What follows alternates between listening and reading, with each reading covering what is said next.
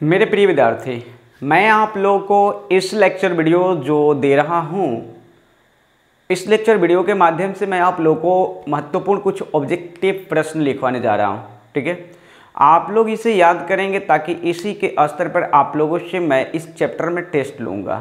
ठीक है, और पिछले सॉल्यूशन का भी ऑब्जेक्टिव मैं लिखवा दिया हूँ और आप लोगों का मेटलर्जी का भी लिखवा दिया हूँ। ऐसा मैं इसलिए कर रहा हूँ कि आप लोगों को थोड़ा इजी हो, आसान हो। ठीक है, जिससे कि आप लोगों को परेशानी न हो, आराम से आप लोग याद कर सको, कम समय में मतलब कि अधिक से मैक्सिमम आप लोगों के पास मटेरियल मिल सके, जिससे कि ऑब्जेक्टिव प्रश्न को आप क्रैक कर सको, यानी कि पकड़ सको आसानी से। ठीक है, तो बात करते हैं।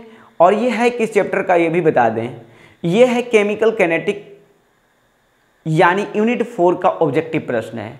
ठीक है, मैं लिख भी देता हूँ, ये ऑब्जेक्टिव क्वेश्चन किसका है, यूनिट 4 का है। ठीक है, तो मैं पहले आप लोगों को हेडलाइन ही बना देता हूँ ताकि आप लोगों को कोई परेशानी इस वीडियो से न हो, पहचानने में भी कोई परेशानी न हो।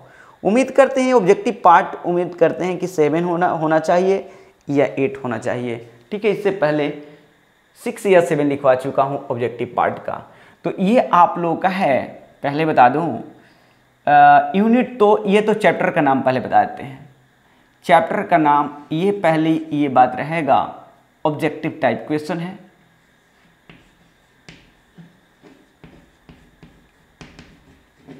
Objective type question.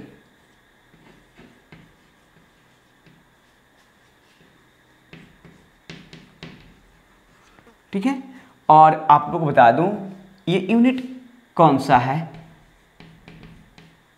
तो यूनिट 4 है। कौन है, यूनिट 4 है। चैप्टर का नाम तो आप लोग भली भांति जानते हो, भी कहोगे तो लिख देता हूं, केमिकल कैनेटिक।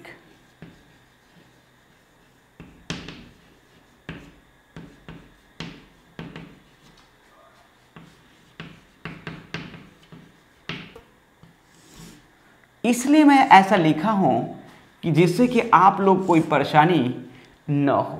ठीक ना, चलते हैं क्वेश्चन पहला। अब फटाफट मैं क्वेश्चन को राइट करना प्रारंभ करता हूं, देखता हूं कितना मैं आप लोग को जल्द में कर सकता हूं।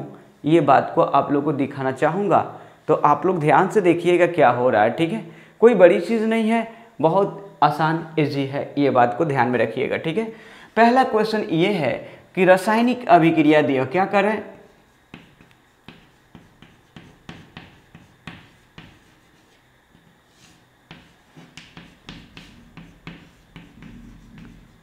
रासायनिक अभिक्रिया है, क्या है ये प्रश्न ब्रह्मी के कई बार पूछ चुका है, याद रखेंगे। तो ये जो रासायनिक अभिक्रिया है ये दिया है H2 gas plus I2 gas, और ये जो बना रहा है इक्विलिब्रियम साइन में 2HI गैस। ठीक है, क्या है, ये एक अभिक्रिया है। क्या दिया है, H2 gas, I2 gas, 2HI। ठीक है, तो कह रहा है का साम्य स्थिरांक Kp, क्या बोल रहे हैं, का साम्य, इक्विलिब्रियम के बोल रहे हैं, इक्विलिब्रियम कांस्टेंट, साम्य स्थिरांक Kp, आप लोग पढ़े हैं Kp और Kc। Kp का मान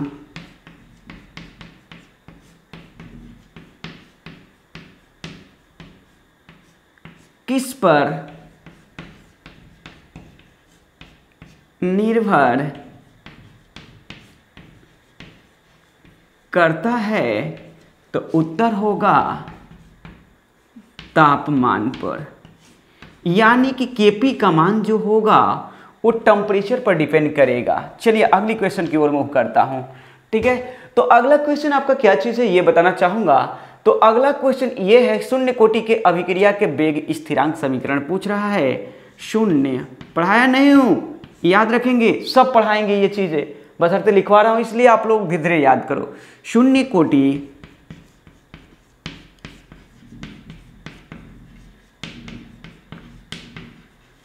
की अभिक्रिया वेग स्थिरांक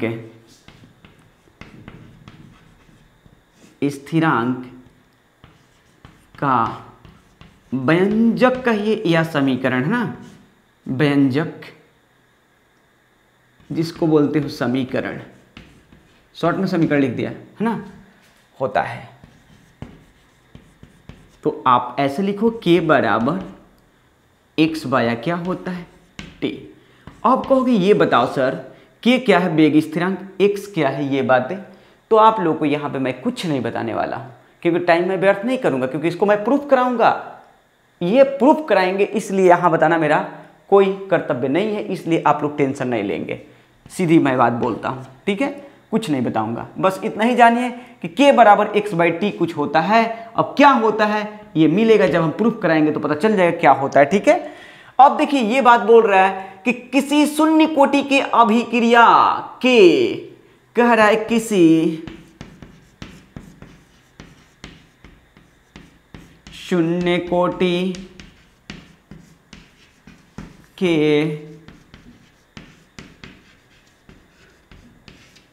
शून्य कोटि की अभिक्रिया, क्या बोल रहे बोलिए, करे किसी शून्य कोटि की अभिक्रिया के कर 100% पूर्ण होने के लिए 100%, 100% पूर्ण यानी कंप्लीट, ठीक है ना, पूर्ण होने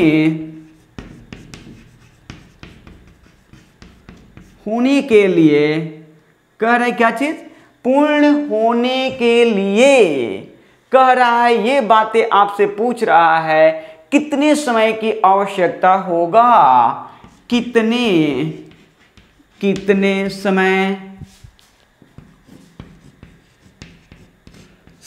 की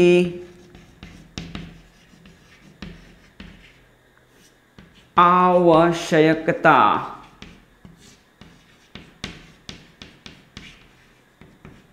होगा।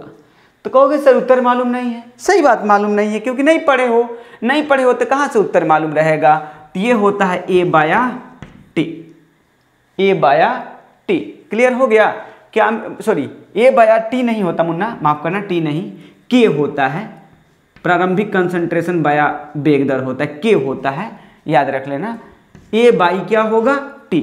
आगे देखो, अब ये बात करें, अगली क्वेश्चन की ओर मूव करें, तो कह रहा है ये बातें कि वेग दर स्थिरांक की इकाई किस पर निर्भर करती है, कह रहा है ये बातें वेग दर स्थिरांक की इकाई किस पर निर्भर करता है। तो क्या उत्तर दोगे बताओ। तो कहोगे सर उत्तर कहाँ से मालूम, क्यों नहीं मालूम, क्योंकि आप लोग इसके बारे में जानकारी आपको नहीं है, आप लोग नहीं पढ़े हो, इसलिए तो ये अभिक्रिया की कोटि पर निर्भर करता मुन्ना, क्या करता, अभिक्रिया की कोटि पर, अभिक्रिया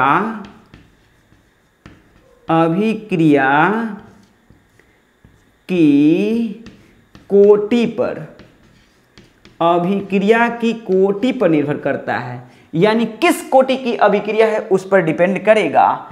अगला ये ऑब्जेक्टिव का पार्ट ये रहा आपका, कह रहा है कि रासायनिक क्रिया दर किस पर निर्भर करता है, रासायनिक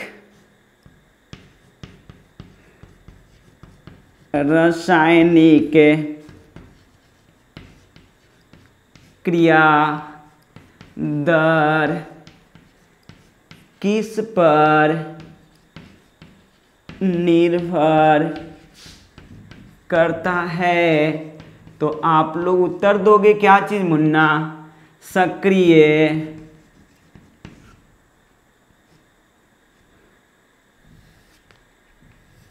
क्या दोगे, सक्रिय द्रव्यमान,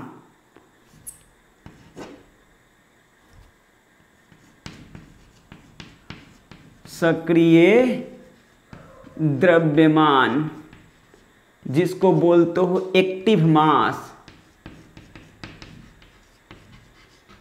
एक्टिव मास, क्लियर हो गई होगी। चलो अगली क्वेश्चन की ओर मूव कर जाते हैं। अगली क्वेश्चन ये बोल रहा है तुम्हारा क्या चीज कि अभिक्रिया, ये बोल रहा है अभिक्रिया की बात कर रहा है आपसे कि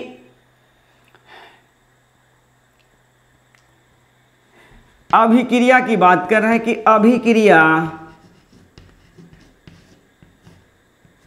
अभिक्रिया कह रहा है क्या चीज H2 plus Cl2 H new, कहोगे H न्यू क्या है? सूर्य के प्रकाश, मैक्स प्लैंक क्वांटम थ्योरी से मिला होगा H न्यू, ठीक है। यानी कि H न्यू बराबर मिलेगा 2HCl। किस कोटि की अभिक्रिया है? किस कोटि की अभिक्रिया है? उत्तर क्या दोगे? शून्य कोटि। शून्य कोटि उत्तर होगा। क्या होगा? शून्य कोटि। क्लियर हो गई? चलो स्क्रीनशॉट ले लो मुन्ना, स्क्रीनशॉट लो, जल्दी ले लिए होंगे। चलो मिटाऊं? ओके चलो मिटाता हूं, ठीक है। चलो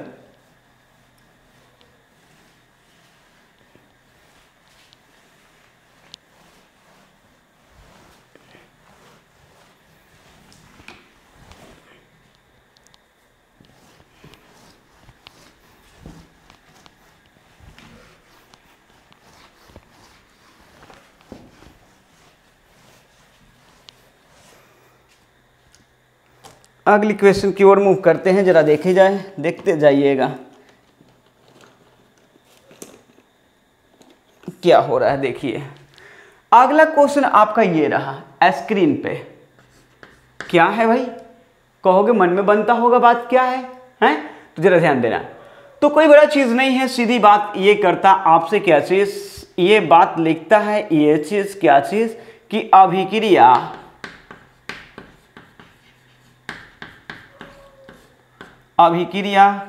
H2 प्लस I2 बनाएगा 2HI। को क्या करना है? कह रहा है कि 2HI क्या करेगा? तो कह रहा है के लिए अवकलक क्या करे? अवकल दर नियम क्या होगा के लिए? अवकल दर नियम क्या होगा बताना है उत्तर आपको।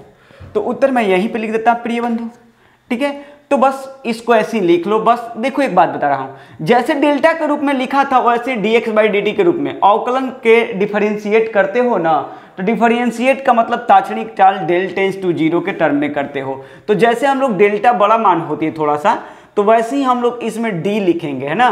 तो देखो क्या होता, ध्यान से सुनना क्या होता। देखो minus D concentration of H2/dt, जैसे dx बाई हम लोग क्या लेते थे, dx/dt के रूप में लेंगे, minus D concentration of I2 by क्या होगा dt। हम लोग डेल एक्स पढ़े थे, ये ताक्षणिक दर है और ताक्षणिक दर को हम लोग dx/dt के रूप में लेते हैं, ठीक है। बराबर होगा, बराबर यहां पे क्या होगा, अब देखो तो बराबर इस बात को अब लोगे माइनस। अब देखो ये दोनों क्या था माइनस में क्योंकि प्रतिकारक, अब क्या होगा 1/2 डी कंसंट्रेशन ऑफ क्या होगा HI बाई क्या होगा dt। या एक और टर्म में लिखा जा सकता है, देखिए ये दोनों के बराबर में है, तो एक बार इसको बराबर करेंगे तो इसका गुणज यहाँ ला दो, एक बार इसको बराबर करेंगे तो इसको यहाँ ला दो, ऐसे टाइप को बताएंगे। देख तो क्या हो जाएगा, यानी देखो मैं क्या कर रहा हूँ एक बार बता ही देता हूँ ताकि दिक्कत ना हो। तो देखो minus D concentration of H2 बाया क्या होगा dt, बराबर देखो तो प्लस 1/2 क्या होगा D concentration of HI by क्या होगा dt। अब देखो क्या कर रहा हूं मैं, इसको इधर ला देता हूं तो गुणा में आ जाएगा, भाग में तो गुणा में आ जाएगा ना। तो दोनों के लिए वैसे ही टर्म में लिख रहा हूं। तो देखो इसका 2 पहले लाता हूं इसमें, तो minus 2 D concentration of H2 बाया dt बराबर होगा फिर इसका 2, क्योंकि देखो ये पार्ट इसके बराबर, ये पार्ट इसके बराबर होगा, ठीक ना। फिर -2 डी कंसंट्रेशन ऑफ क्या होगा I2 बाई क्या होगा dt एज इक्वल हो जाएगा प्लस डी कंसंट्रेशन ऑफ ये बाया क्या होगा dt। ये भी आंसर करेक्ट है, ये भी आंसर करेक्ट है। लिखने का तरीका, ये भी लिखने का तरीका दोनों सही है। क्लियर हो गई होगी। अब देखो आगे चलता हूं मुन्ना। अगला क्वेश्चन ये रहा आपका, फिर इसी टाइप के क्वेश्चन एक बोल रहा है क्या चीज, नहीं माफ कीजिएगा, कर शून्य कोटि की अभिक्रिया के वेग स्थिरांक का मात्रक क्या होगा। शून्य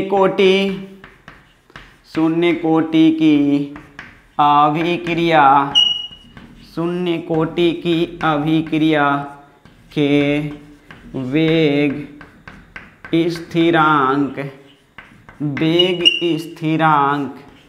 का मात्रक होता है। अब क्या होता है यही तो बताना है। तो हम लोग के पास इसका मात्रक जो होता मुन्ना वो क्या होता, तो होता है क्या चीज़, कोई बड़ी चीज़ नहीं, mole litre inverse second inverse होता है, मोल लीटर इनवर्स और क्या होता सेकेंड इनवर्स समय इनवर्स होता है।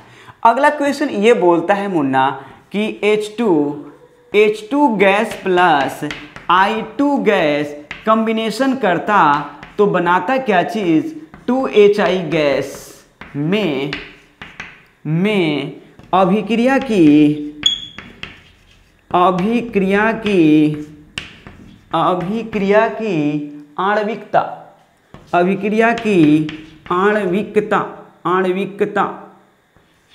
आणविकता एवं कोटि कैसा कोटि भाई, अभिक्रिया कोटि क्या होगा ये बताना है आपको। तो मैं क्रमशः में उत्तर देना चाहूँगा।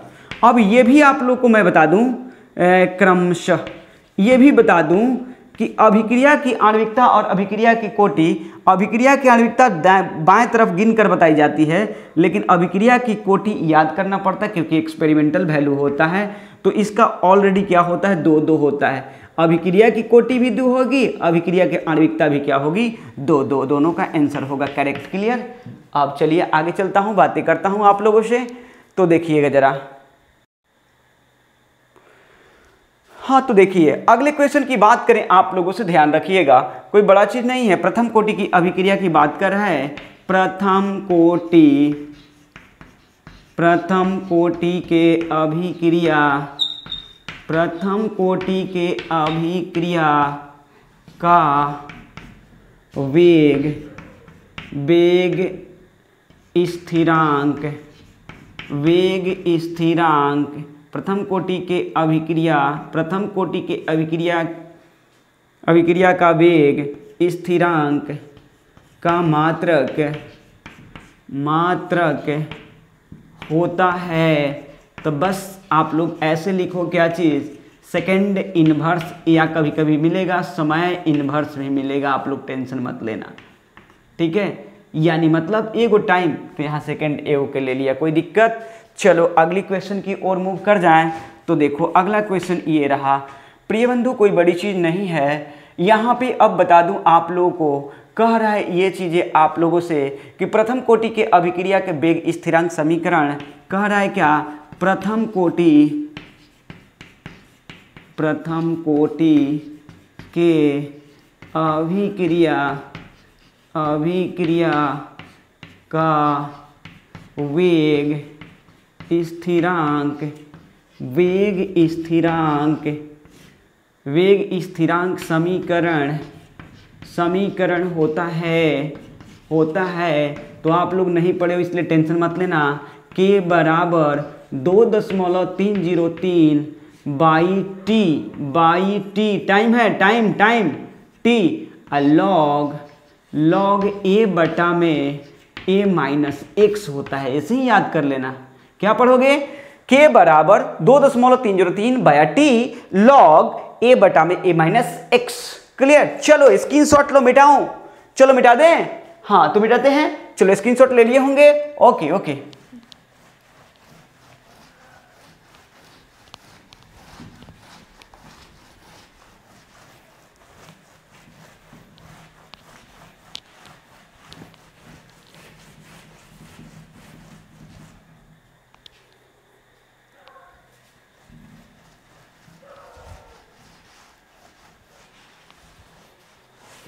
हाँ तो देखिएगा अगला क्वेश्चन ये रहा आपका स्क्रीन पे।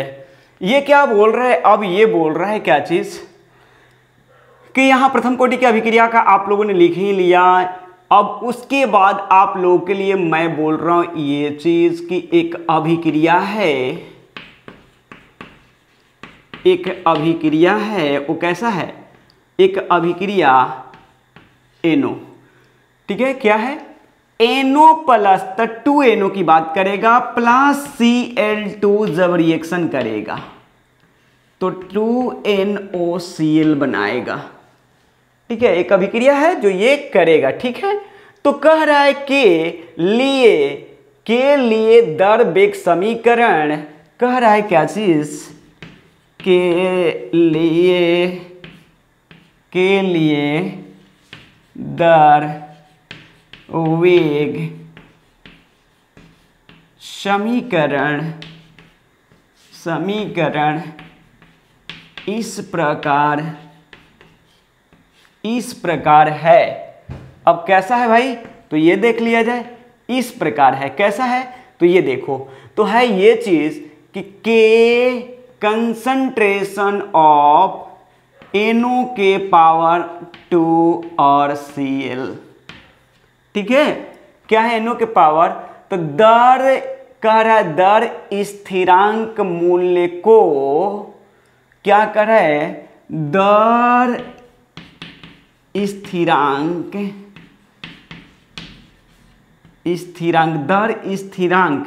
यानी मतलब क्या, रेट कांस्टेंट की बात कर रहे हैं मुन्ना, क्या चीज, दर स्थिरांक मोल को कैसे बढ़ाया जाता है। तो बस एक ही काम करोगे, बस कुछ नहीं करना है, दर वेग बढ़ाना है ना, तो ताप को केवल वृद्धि कर लो, बस काम हो जाएगी। तो तापमान लिख दो, ताप बढ़ाकर, ताप को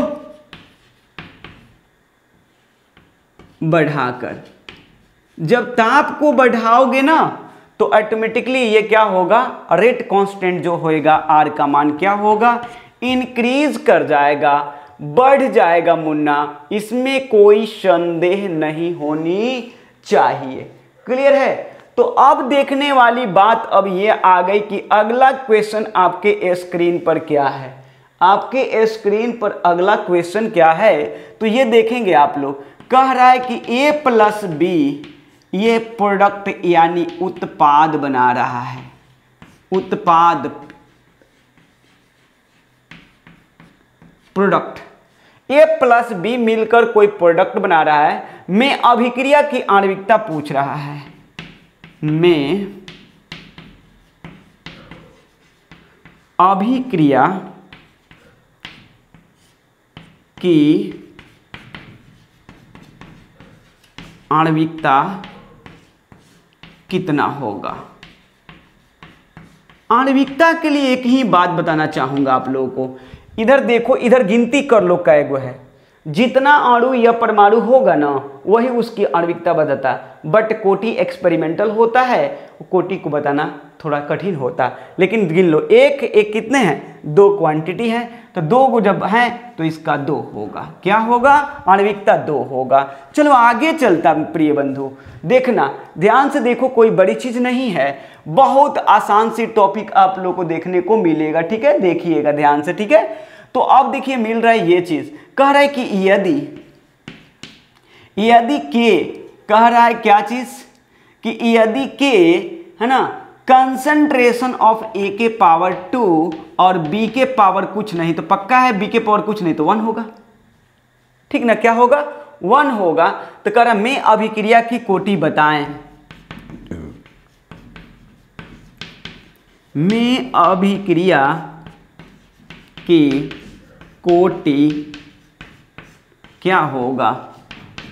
तो एक बात आप लोग कोटि बताना चाहूंगा मैं, देखो पावर को जोड़ लो, एक एक कितना हो, दो एक कितना हो पावर, इसका पावर 2 है, इसका पावर कितना है 1 है। अगर ऐसे पावर दिया रहेगा पावर दिया रहे मुन्ना, तो पावर का जोगफल ही क्या होता है, अभिक्रिया की कोटि होता है। तो 2 प्लस कितना हो गया, 2 प्लस 1 बराबर टोटली क्या बताओगे, उत्तर 3 दोगे। क्लियर हो गई ना। चल आगे चलता हूँ। आगे मैं ये बताता हूँ, जब पावर दिया रहेगा तो आसानी से ऐड करके मार सकते हो, लेकिन पावर नहीं दिया रहेगा तो उस समय तुम्हें क्या होएगा, कठिनाई होएगी। ठीक है, चलते हैं, बात करते हैं अगली क्वेश्चन की ओर। कह रहा है ये चीजें आपके पास ये रहा, कह रहा है कि H2O2 क्या कह रहा है कि ये टूट रहा है, तो H2O प्लस क्या करेगा, हाफ O2 में टूटेगा। क्या टूटेगा, हाफ O2 में टूटेगा। तो ये आपसे पूछ रहा है क्या चीज कि में अभिक्रिया की आणविकता एवं कोटि बताइए। में अभिक्रिया की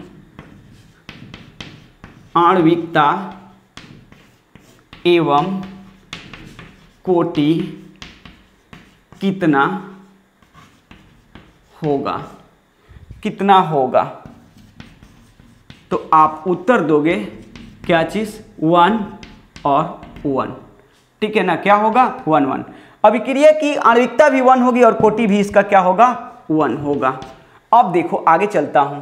आगे अब ये क्वेश्चन रह रहा है क्या चीज, कह रहा है ये चीज आपका कि किसी अभिक्रिया के दर वेग में प्रत्येक स्थिति में, कह रहा है क्या चीज, किसी अभिक्रिया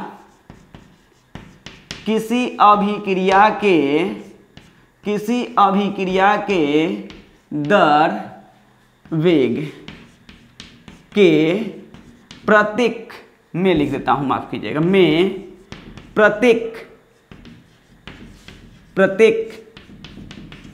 स्थिति में, क्या बोल रहा है कि ये कह रहा है किसी अभिक्रिया के दर वेग में प्रत्येक स्थिति में, ठीक है ना, प्रत्येक स्थिति में क्या चीज कह रहा है कि प्रत्येक स्थिति में 10 डिग्री तापमान वृद्धि करने पर क्या कर रहा है, बोलिए, कि 10 डिग्री सेल्सियस तापमान वृद्धि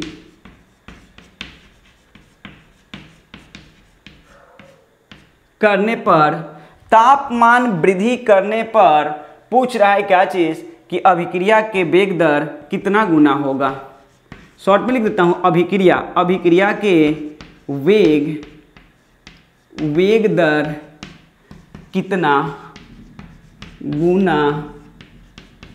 कितना गुना हो जाएगा, तो उत्तर होएगा आपका 2 गुना। कितना, 2 गुना। आगे चलता हूं, अगली क्वेश्चन की ओर मूव करता हूं। तो अगला क्वेश्चन ये बोल रहा है क्या चीज कि अभिक्रिया के वेग स्थिरांक किस पर निर्भर करता है।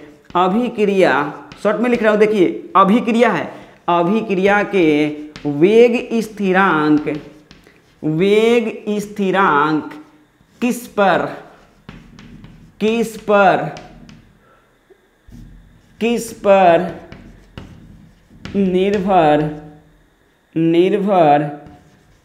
करता है, तो आप उत्तर दोगे क्या चीज, उत्तर दोगे ताप पर।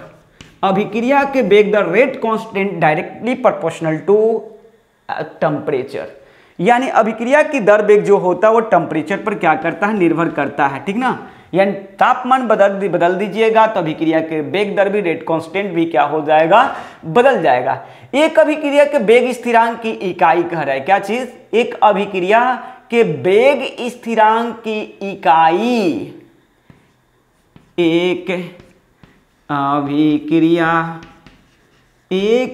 अभिक्रिया के वेग दर, क्या बोल रहा है, वेग दर स्थिरांक की इकाई, वेग दर स्थिरांक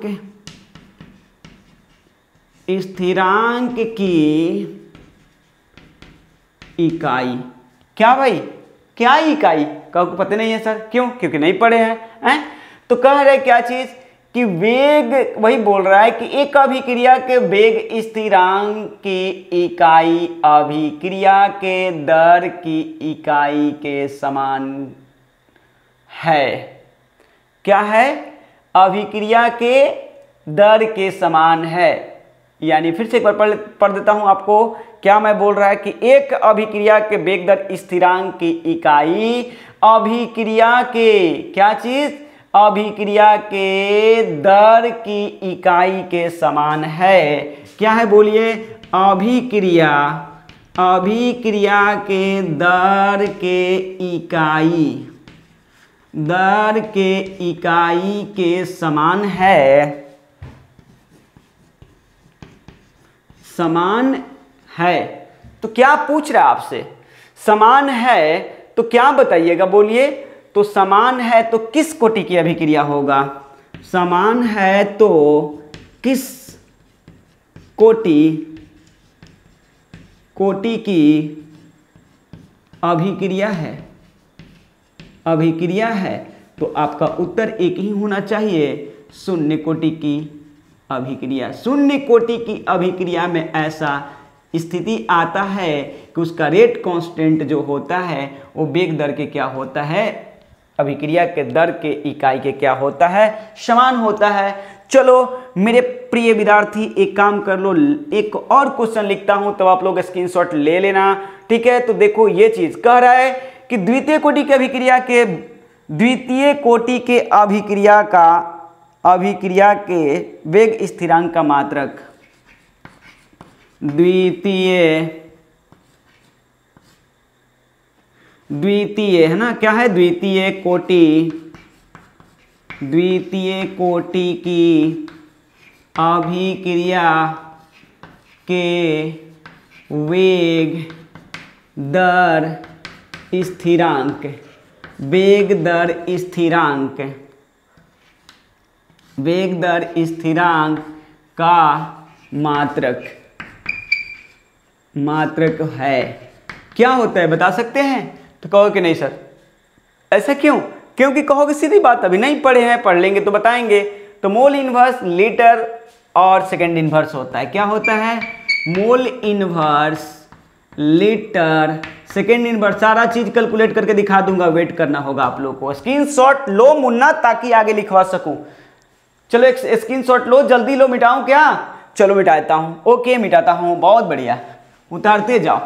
अरे बहुत कम समय में आप लोग को बहुत अच्छा गेन करा रहा हूं। अगर ये बातें आप लोग अपने से स्टडी करेंगे तो काफी समय लग जाएगी, क्योंकि क्वेश्चन को ढूंढना, सर्च करना, लिखना बहुत कठिन होता है।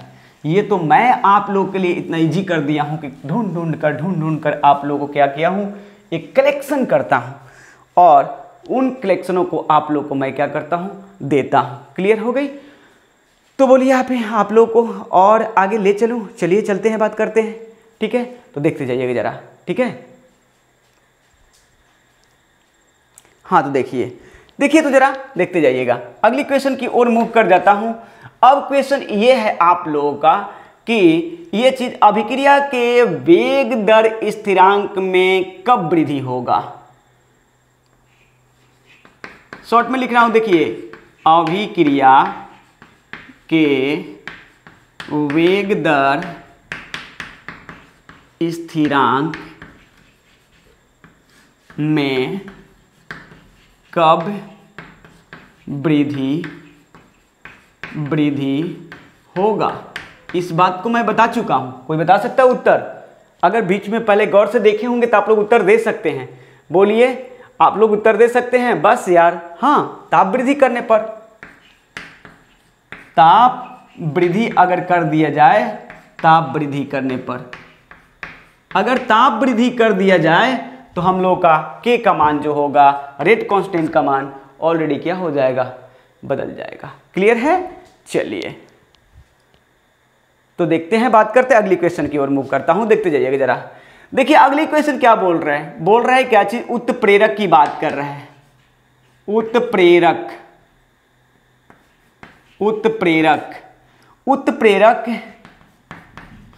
किसी अभिक्रिया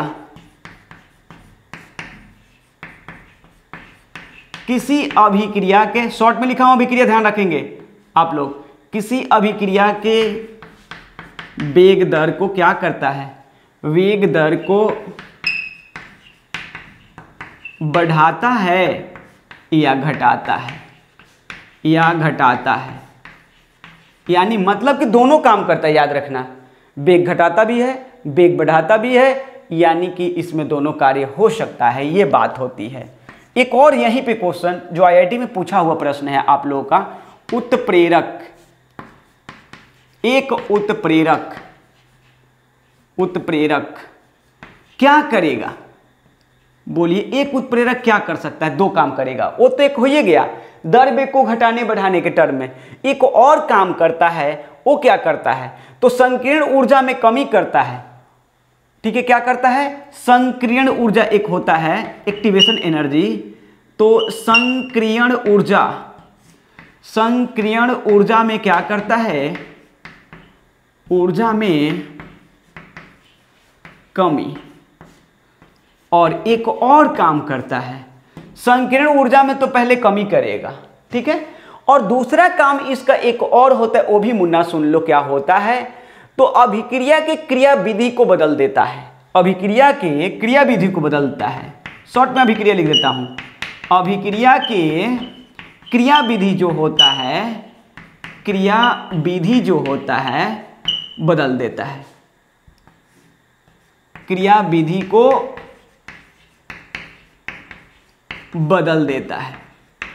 याद रखेंगे, उत्प्रेरक के 4 ऑप्शन दिखाई दे दिए। अभिक्रिया के वेग को घटा सकता है, संकीर्ण ऊर्जा में कमी कर सकता है, और अभिक्रिया के क्रिया विधि जो होती है, मैकेनिज्म जो होती है, उसको क्या करेगा? चेंज कर देगा, परिवर्तित कर देगा। क्लियर? चलिए अगली क्वेश्चन की ओर मूव कर जाता हूं। अगली क्वेश्चन आपका ये रहा मुन्ना, क्या चीज बोल रहे हैं? उत्प्रेरक हो गई, ये भी हो गई। प्रथम कोटि के अभिक्रिया का अर्ध जीवन काल की बात कर रहे हैं। प्रथम कोटि के अभिक्रिया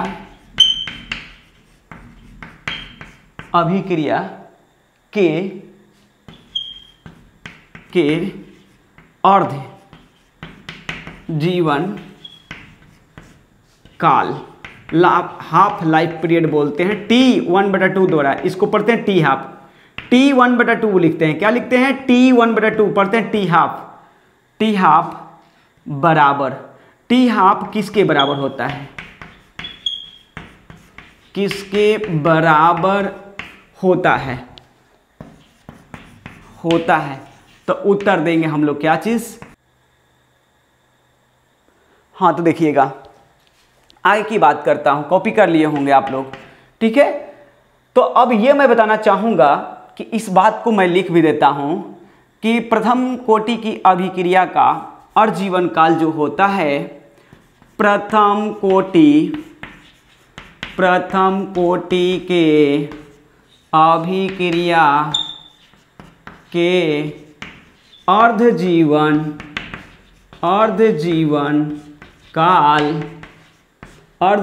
काल टी हाफ वेग दर स्थिरांक के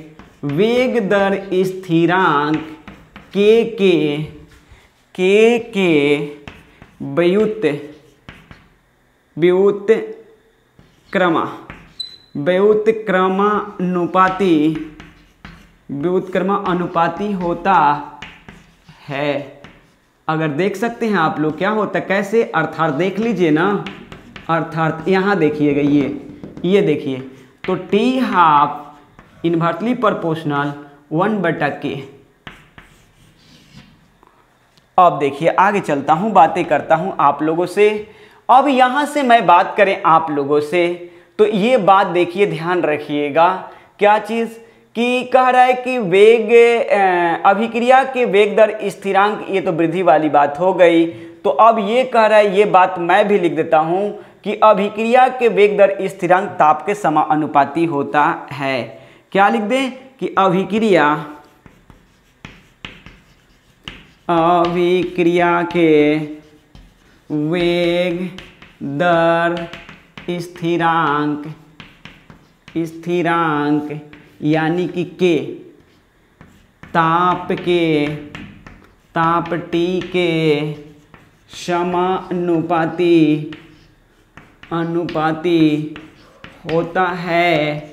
अर्थात इस बात को लिख सकते हैं के डायरेक्टली प्रोपोर्शनल टी। चलिए आगे देखेंगे। अब यहाँ मैं चलूँ आप लोगों से बातें करूँ, तो अब देखिए यहाँ एक और क्वेश्चन मैं देने जा रहा हूँ कि लॉग के है, लॉग के बराबर एक सूत्र होता है, लॉग के, लो जी, लॉग के एवं टाइम के व्युत्क्रम यानी 1/t टाइम की बात कर रहे हैं, 1/t, ठीक है। कह रहा है लॉग के एवं कह रहा है क्या चीज, 1/t के मध्य प्रारूपिक ग्राफ के मध्य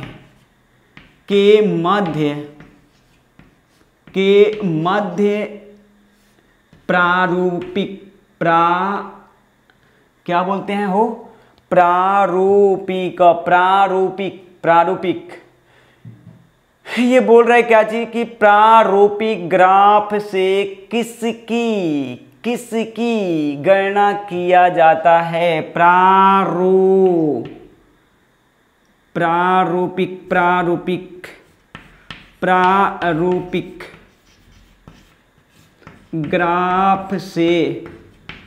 ग्राफ से किसकी गणना किया जाता है, तो उत्तर आप दोगे क्या चीज़, तो कहोगे मालूम नहीं। क्यों? क्योंकि सर नहीं पढ़े हैं। सही बात है भाई, नहीं पढ़े हैं। तो इससे आपको ठीक है क्या मिलता है, किसकी जानकारी, तो संकीर्ण ऊर्जा के साथ आवृत्ति कारक, संकीर्ण ऊर्जा के साथ आवृत्ति के कारक की जानकारी मिले। क्या मिलेगा, संकीर्ण, क्या चीज, संकीर्ण ऊर्जा, क्या बोलते हैं बोलिए, संकीर्ण ऊर्जा, एक्टिवेशन एनर्जी, संकीर्ण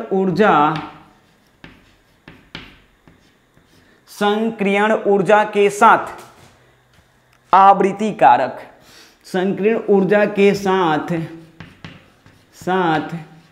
आवृत्ति कारक की जानकारी मिलेगा, की जानकारी देता है। स्क्रीनशॉट लो भाई, लो जल्दी मिटाए, ले लिए होंगे। चलो फाइनली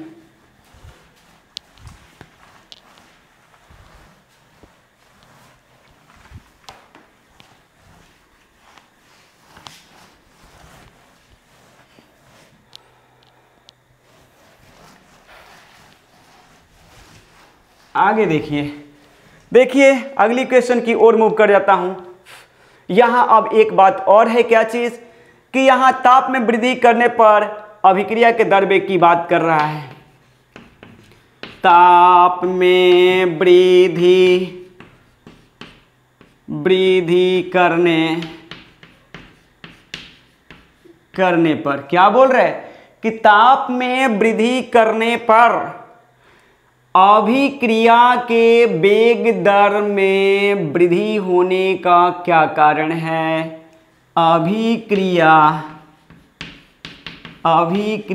के वेग दर में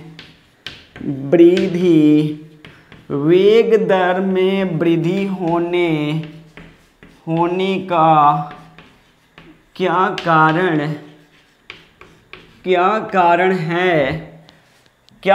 है, तो बस एक ही चीज हो जाएगी, टक्कर की संख्या में वृद्धि हो जाती है।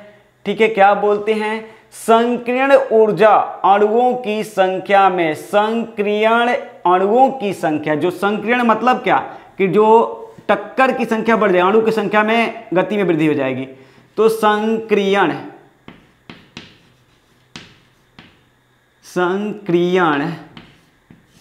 क्या बोल रहा है, संकीर्ण अणुओं की संख्या में वृद्धि हो जाए, तो संकीर्ण अणुओं की संख्या में वृद्धि हो जाता है, जिसके कारण ये हो जाता घटना। संकीर्ण मतलब क्या, कि जो सक्रिय अणु है उनके जो अणुओं की संख्या में वृद्धि हो जाएगी, और वृद्धि होने के कारण ऐसा क्या होता है, सक्रिय ज़्यादा, अधिक से अधिक उस अभिक्रिया में अणु सक्रिय हो जाएंगे, जिसके कारण ये घटनाएं आपको देखने को मिलेगा। क्लियर हो गई होगी, यहाँ तक मैं आप लोग को मैं बता दिया। आगे की बातें मैं ये भी करना चाहूँगा कि ये बात ध्यान में रखेंगे कि यहाँ से अब ये क्वेश्चन की संख्या की बात करें, क्वेश्चन की बात करें तो आप लोग को बस और 2-4 क्वेश्चन लिखवा करके और कंप्लीट ये काम कर देता हूँ, ठीक है। तो देखिए जरा क्या होता है, देख लिया जाए। अगली और 2-4 क्वेश्चन है और कंप्लीट करा देता हूँ, देखते जाइए, जरा ध्यान दीजिएगा, ठीक है। देखिए तो यहां बोल रहे हैं कि शून्य कोटि के अभिक्रिया का और जीवन काल पूछ रहा है। शून्य कोटि के अभिक्रिया, शून्य कोटि के अभिक्रिया का अर्ध जीवन काल, का अर्ध जीवन काल जिसको बोलते हो half life period, T half की बात करेगा, होता है। उत्तर दोगे मुन्ना? टी हाफ इक्वल होता है a/2 के, या एक और तरीका से लिख सकते हो, नहीं तो आ जाएगा तो मिस कर जाओगे। इसको बोलते हो a0, वही बात है a की सांद्रता बटा में क्या होगा 2 के। दोनों सही है, लिखने का तरीका बस बदल रहा है, कोई दिक्कत नहीं, एक ही चीज़ है। अब देखो यहाँ पर ये भी बताना चाहूँगा, शून्य कोटि की अभिक्रिया का और जीवन काल जो होता है प्रारंभिक सांद्रण के समानुपाती होता है, ठीक है। शून्य कोटि की अभिक्रिया का अर्ध जीवन काल टी हाफ, ठीक है। अभिकारक के प्रारंभिक सांद्रता, यानी प्रारंभिक सांद्रण या सांद्रता एक ही वर्ड है, सांद्रण कहो या सांद्रता एक ही, तो कौन है? ए है, या इसी को बोलते हो a0 है। के क्या होता है? के समानुपाती होता है। और एक बात और लिखेंगे, अर्थात ये लिख सकते हो टी हाफ डायरेक्टली प्रोपोर्शनल ए, या लिख सकते हो T half directly proportional a0, concentration of a0, कोई दिक्कत नहीं है, ठीक है। इसको कंसंट्रेशन रख सकते हो, कोई दिक्कत नहीं, ऐसे भी रख सकते हो और ऐसे नहीं भी रखोगे तो कोई अंतर पड़ने वाली नहीं है। वो कंसंट्रेशन ही कंसंट्रेशन के रूप में नहीं है, ठीक है। अगला बात है, ये भी लिख सकते हो शून्य कोटि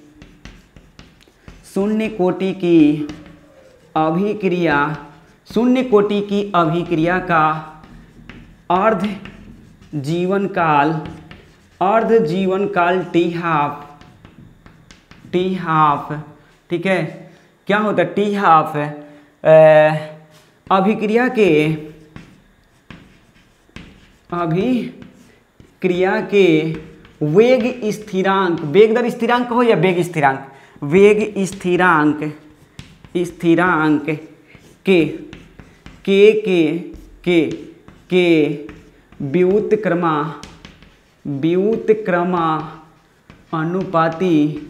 व्युत्क्रमानुपाती होता है। तो आप लिख सकते हो टी हाफ, यानी क्या चीज़, यानी कि इन्वर्सली प्रोपोर्शनल के, या आप लोग ऐसे भी लिख सकते हो टी हाफ जो होगा आपका टी हाफ यानी इन्वर्सली प्रोपोर्शनल 2 के भी लिखोगे तो कोई दिक्कत नहीं। 2 गुने का व्युत्क्रम होता है, 2 गुने का क्या होता है? व्युत्क्रम होता है, ठीक है। अब ये बात मैं बता दूं आप लोगों को, यहाँ से पूरी कंप्लीट आप लोग को क्वेश्चन मैंने करा दिया। अब अगले नेक्स्ट वीडियो में बात करेंगे। अगला नेक्स्ट पार्ट आएगा, पार्ट ऑब्जेक्टिव का। अब थोड़ा सा जब आप लोग याद कर लेंगे, 2-3 लेक्चर वीडियो बाद, 4 लेक्चर वीडियो बाद आप लोग का नेक्स्ट ऑब्जेक्टिव पार्ट आएगा। उसमें कोई टेंशन लेने की ज़रूरत नहीं है, मस्ती से पढ़ते रहिए। मैं आप लोगों के साथ हूँ, मेहनत मैं भी कर रहा हूँ, तो आप लोग भी जमकर मेहनत कीजिए, ताकि आप लोगों को कोई परेशानी न हो ना।